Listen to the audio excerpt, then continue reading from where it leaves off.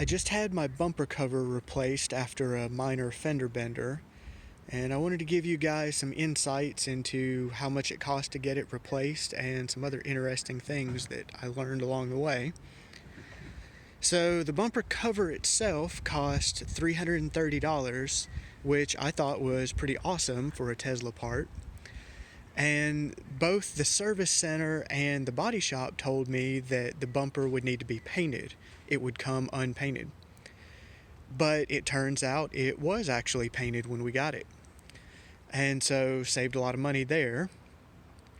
And my car is the pearl white color that some of you probably know had some issues with the bumper not matching exactly. And it looks like the replacement bumper, you could argue that it's still not perfect, but it is significantly better than what I had. So in total, the bumper cover was $330, and then replacement was $550, and that came about as 4.4 hours of labor at $125 an hour. Now, had I known in the beginning that the bumper cover was going to come painted, I might have done that myself and just gotten the part. But like I said, I thought it was going to need to be painted.